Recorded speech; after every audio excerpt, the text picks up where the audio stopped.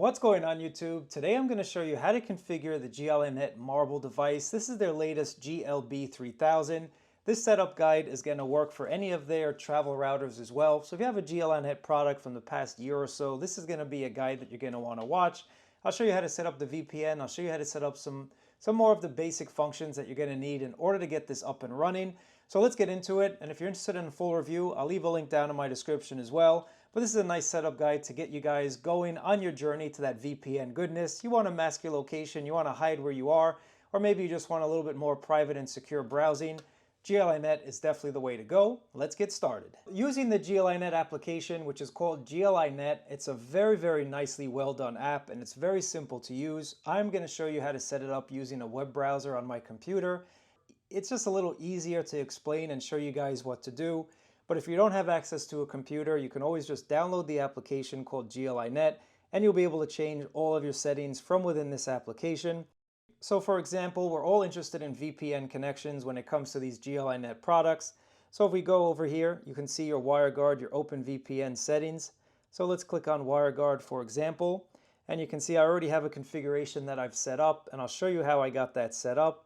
But you also do have configuration files that you can easily just log in if you have one of these services. So for example, if you have Strong VPN, enter your username and password and you're good to go.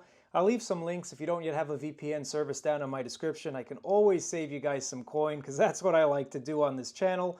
But if you don't have one of these services, you already have your own service, you can add a manual configuration file. And again, scan a configuration QR code, upload a configuration file, or do a manual input.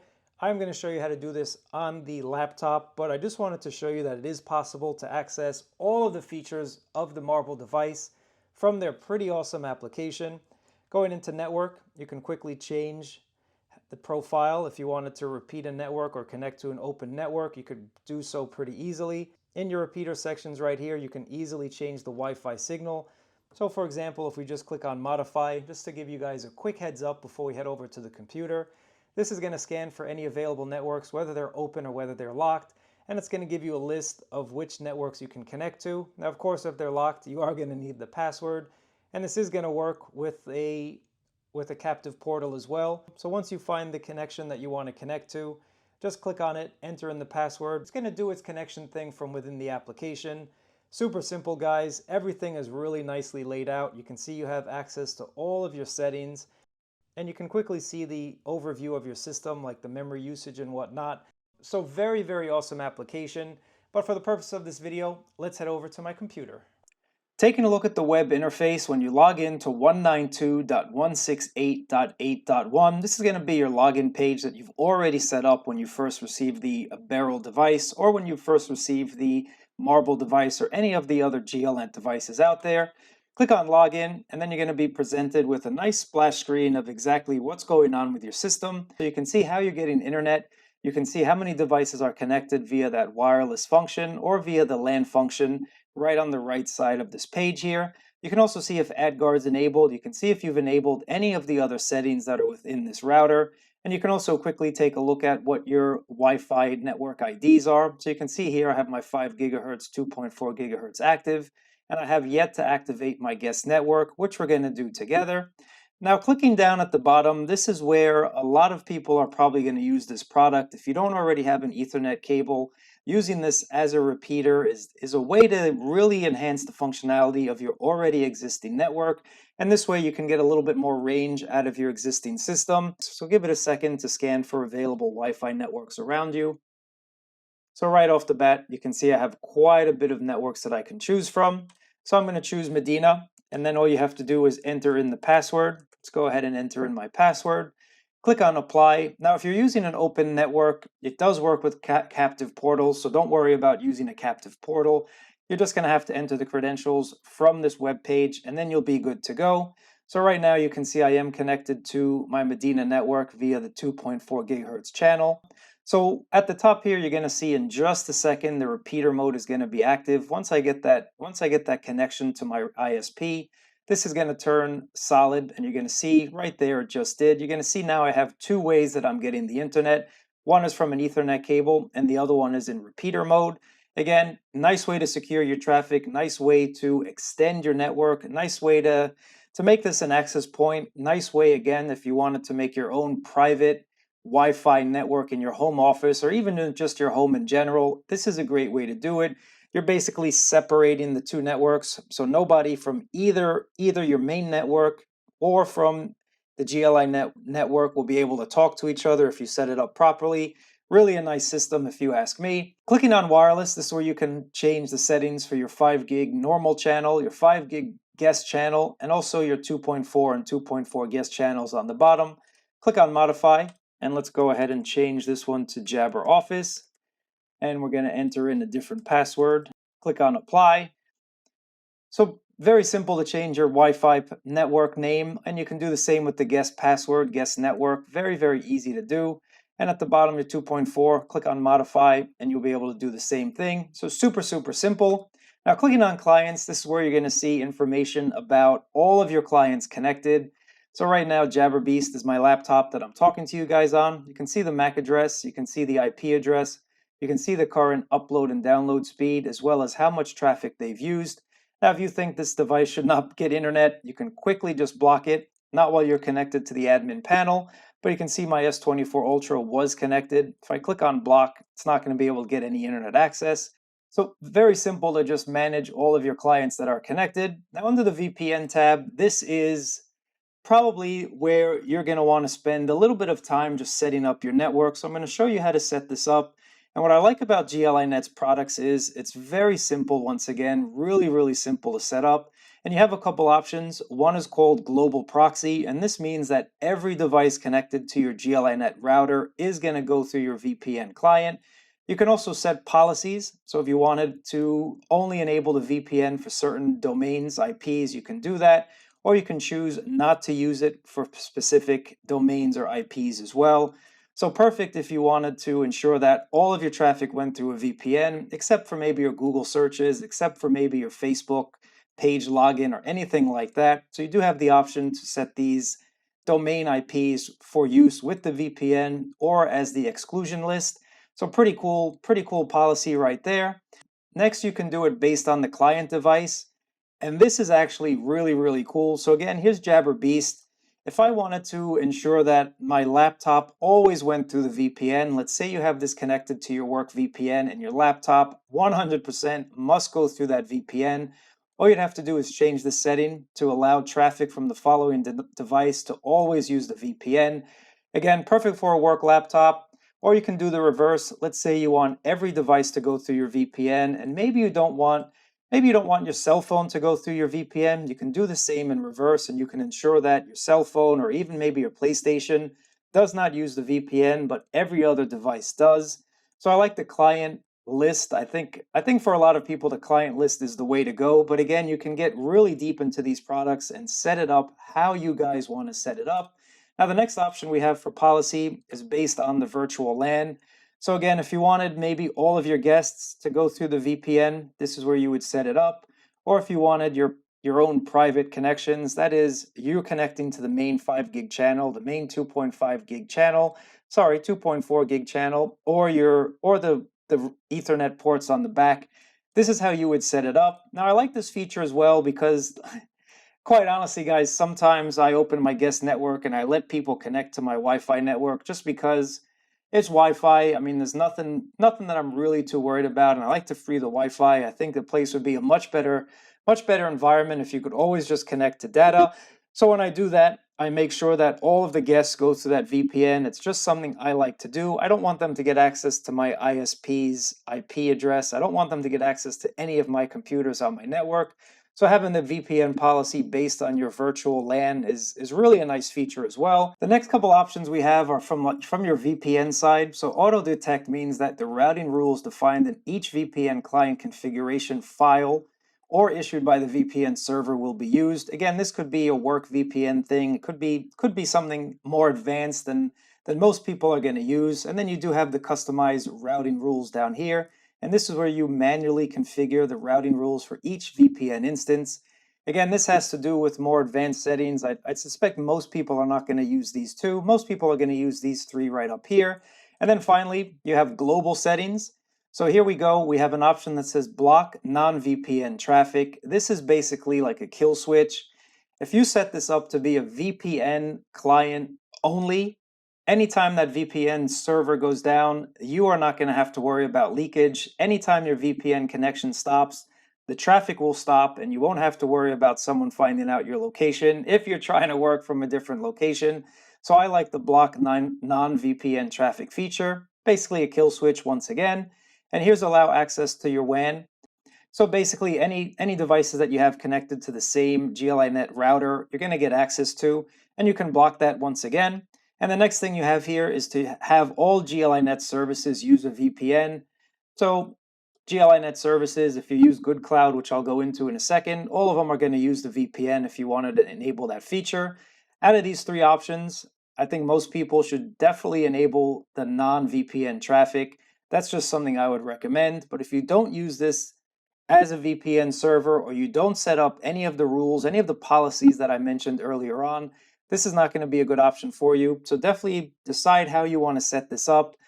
I think if you're using this as a VPN router, I would turn on the kill switch, and then I would put policies based on the client device or the domain IP. That's just what I would do personally. So it's up to you guys to kind of play around with this. So for the function of this video, I'm just going to disable that right now. Now let's get into how you set up a VPN. I think that's one of the things that a lot of people don't really feel super comfortable doing. So let me just go ahead and show you NordVPN. I think Nord is really cool. So let me just go ahead and delete my service here. Now with NordVPN, guys, it's built in, it's baked in to the GL.iNET router, and it's really simple to get set up. All you need to do is enter in your username in this box, enter in your NordVPN password, click on Save and Continue, and then choose which server you want to connect to. And as you can tell, NordVPN has a ton of servers to choose from. So for this example, let me see, I kind of want to go to Miami.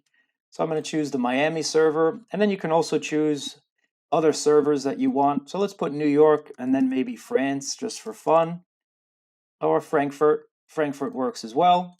Click on Apply, and it's going to grab all of the necessary config files for you. Again, it's sort of just like a point-and-click type of solution. So now you'll see right here, you have all of the available connections from NordVPN for Frankfurt. Scrolling down, you'll see New York. Scrolling down, you'll see Miami. And if you want to connect to one, let's see if we go to Frankfurt. Click on this little hamburger menu. Click on Start, and then you're going to connect right away to the Frankfurt server. Let's go back to the VPN dashboard, and you'll see my client is starting up. I actually recommend Wireguard, and Wireguard is not that bad to set up if you have the right service. Now, one of the services that I've actually been using as my own personal VPN connection has been TOR for the last 5 years, even before I've done YouTube. This is just a really awesome service, and they just make it super easy to get the configuration files that you need for any of these VPN routers. And it's going to work with both protocols, openVPN and Wireguard. At the moment, as of this recording, Nord does not offer the Wireguard protocol. It's a little bit of a shame, but again, it is what it is. So if you use my code JabberTech down below for TORGuard, you're going to save 50% off for life, and they're going to give you both protocols to use.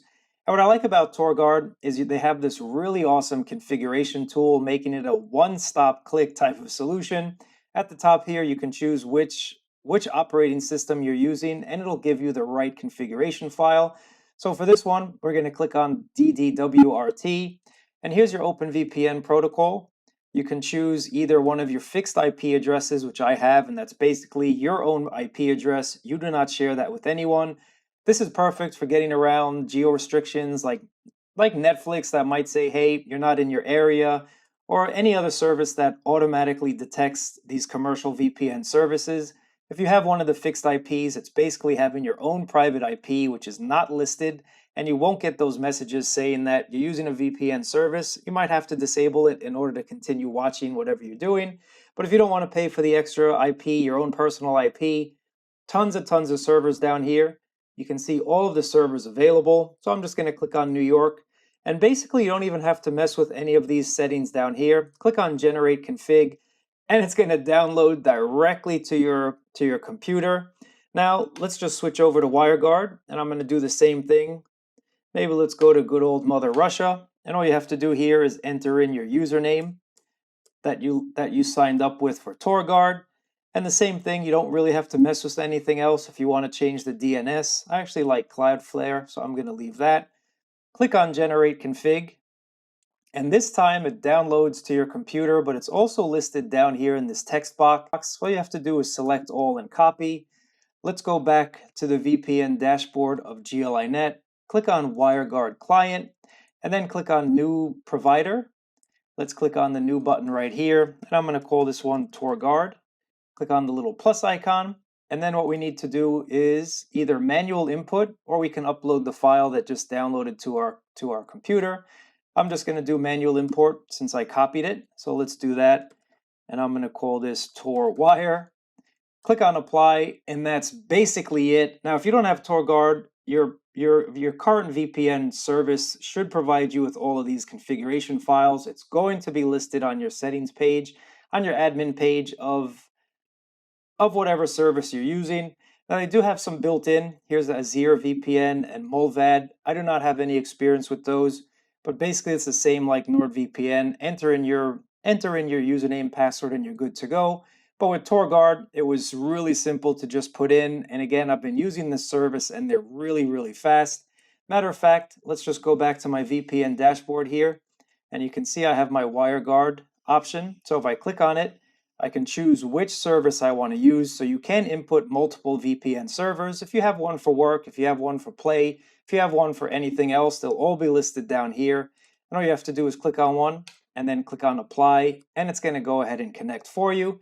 So let's let this connect, and I'm going to do a speed test. Now, the max you're going to get on this Marble device from GL.iNET is 190 megs down using WireGuard protocol. If you're using openVPN, you're going to get 30, so you might as well just use WireGuard unless you already have Nord or something like that, and 30 megs is not something that really concerns you.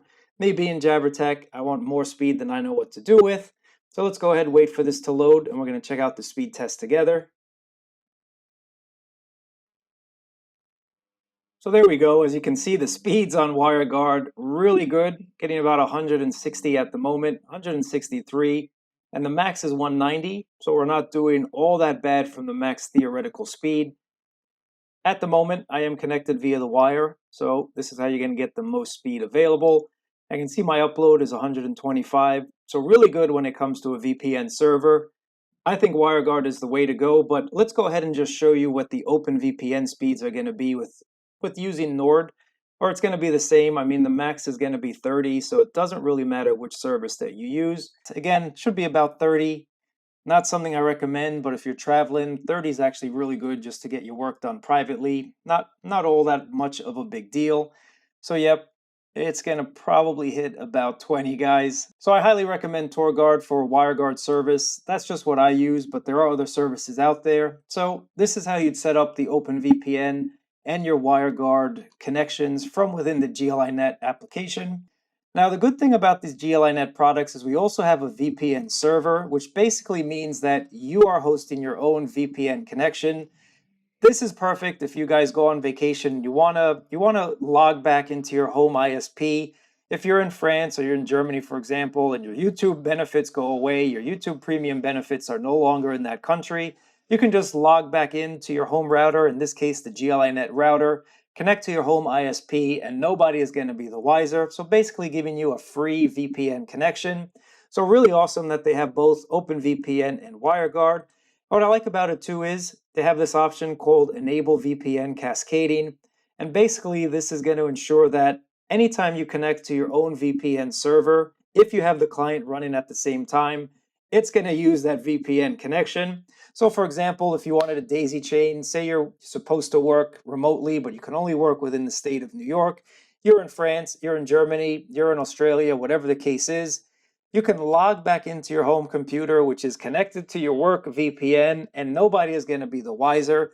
So again, this is a nice little feature for you guys to have. Now, to set it up, it's really simple. I'm just going to show you the openVPN. All you have to do is click on Enable VPN Server, click on Generate Config, and these options you really don't have to change. You really don't have to change any of these options here. Unless you wanted to create a login, this is where you would have to do it. So if you wanted to create a login with a username and password, this is where you would have to set that up. But if you don't want to do that, leave it on certificate only, and anyone you give the certificate file to is going to be able to connect to your home network. Again, if you wanted to make it a little bit more secure, you could do password and username, or password, username, and certificate. I'm going to leave it on certificate just for the benefits of this video. And all you have to do, once again, click on Export Client Configuration. And this is going to download your client info just like what we did from TORGuard. And all you have to do is input this configuration file into the openVPN app that you can put on a phone, you can put on a laptop, you can put it on basically any OS out there. So really simple, guys. Let me click on Start, and you'll be able to see my openVPN server has started. Very, very cool. And you'll see right down here, it has started, it's enabled. And again, if you wanted to enable your Wireguard connection so that when you connect back using this configuration file, it's going to then go back to your Wireguard connection. So you're daisy chaining it. Really awesome, guys. GL.iNET make this super simple to set up. Very, very simple. So let me just go ahead and disable that. And the same goes for your Wireguard connection. Here's all your stuff, your profiles. Again, it's very simple just to do. There's your private key. So I'm going to blur out my private key just for the benefits of this video. And that's really it when it comes to the VPN section. Now, just really quickly, I want to go over a couple other settings here. This is TOR. So it's an open source, anonymous type of communication. This will slow down your connection just a little bit.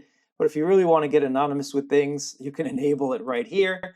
Now, some of the cool things that I like from the GL.iNET products. Here's your DNS, your dynamic DNS, so you can access your router remotely if you wanted to enable that. Again, this is something most people don't really need to do, but if you're into dynamic DNS, this is where you can set it up. You also do have Good Cloud, which I actually really like. Now, with Good Cloud enabled, using the GL.iNET software, you're going to be able to manage your router and see in real time the status of like your traffic and the clients connected. Now, you also do have parental controls. They're pretty basic, but they will get the job done. So once you add a device to the kids profile, you can choose no limit. You can choose when you want to block internet access. So you can choose the times right down here and create a schedule. Or you can also create a new rule set, and that's going to block certain websites from them being able to access it. And you can change the color, so you'll be able to see when they actually try to access these sites. It's a rudimentary parental control, but hey, it's going to work. It's going to do the job done. So that's basically the parental controls. Very, very simple, but again, it does work. Let me just go ahead and disable that.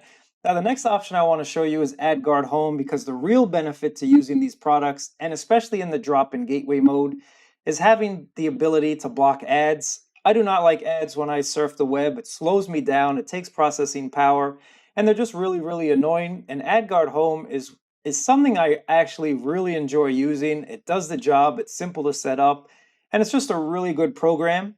So at the moment, you can see here, I've had 4,100 domain queries, and I've blocked 1,200 of those, so I'm blocking 31% of my internet traffic. And I haven't really been doing all that much, guys. So again, it's really blocking a lot of things that you probably don't even know. And you can see the top query domains. You can see the top block domains right down here. So it seems that Adobe is the culprit. Shame on you, Adobe, trying to phone home and trying to give me some ads or whatnot. Now, the settings page, again, I could do a whole video if you want me to show you the settings page. Let me know down in the comments below. But all you have to do is kind of mess around with these settings a little bit. The main settings that I would recommend is just going to the DNS block list here, clicking on Add Block List, choose from the list, and then take a look at all of these lists that you want to enable.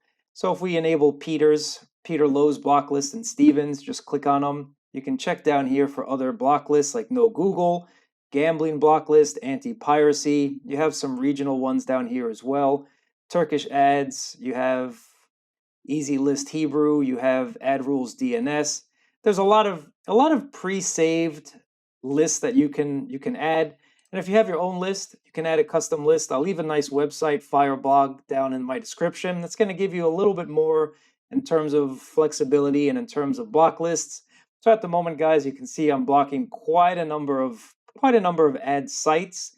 Now, if you find the site is being blocked that you don't want it to be blocked, add it to the allow list right here, and it's going to not block that website. And that's really it. It's a simple setup for most people. Just click on the list that you want, and it's going to block everything that you want.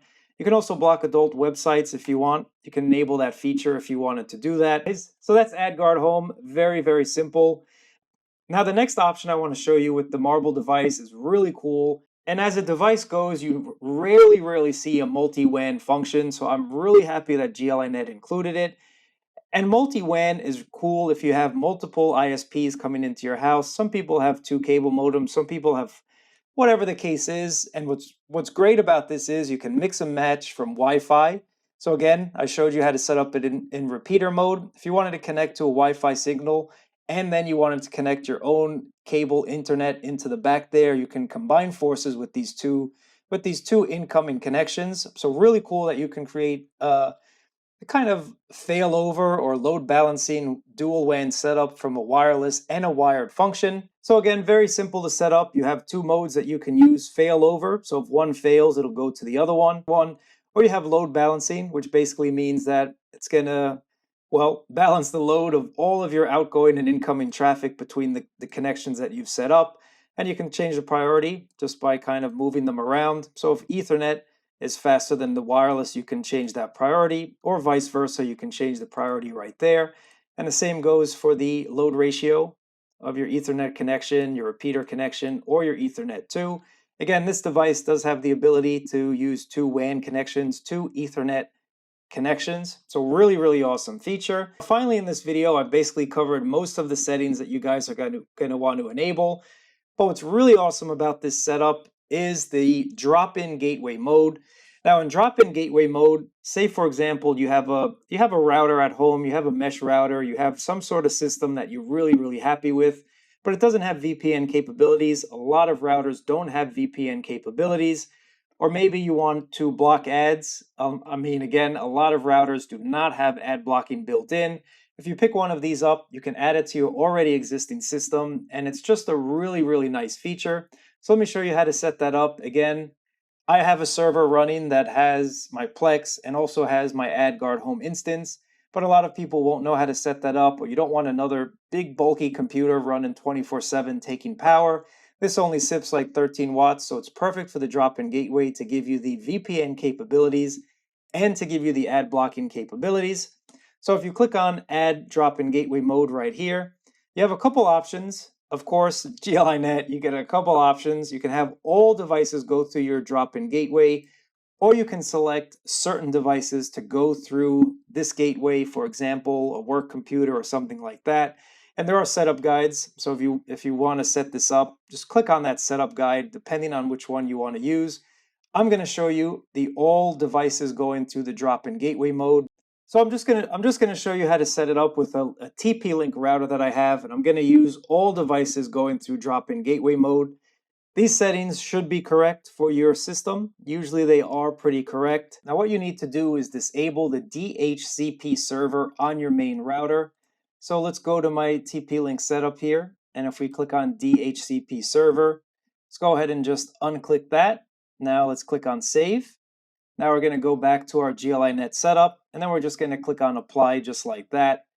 So all of my devices are going to go through this gateway, and as you can see right now, the DHCP service on the main router has been disabled. So for fun, guys, let's go back here. If we do a little bit of a refresh, we should see most of my other clients start to connect, and it is going to take a little bit of time for all of my devices to connect back to the system. So I like the drop-in gateway mode, guys. It just means you can add functionality to your already existing system. You don't have to swap everything out. Let's be honest, it's kind of like insurance. You buy a router, you're comfortable with it. You don't really change it unless you have to, but you wish it had VPN connections. You wish you were able to block ads. You wish it just had a little bit more than what it does.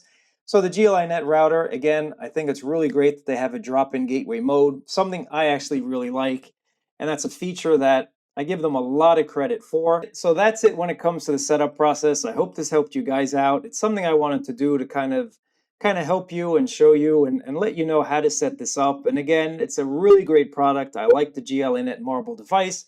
If you have any questions, let me know down in the comments below. I really appreciate you guys watching. Subscribe to this channel as it's going to help me out and help you out in the future with more setup guides and whatnot. Catch you in another video.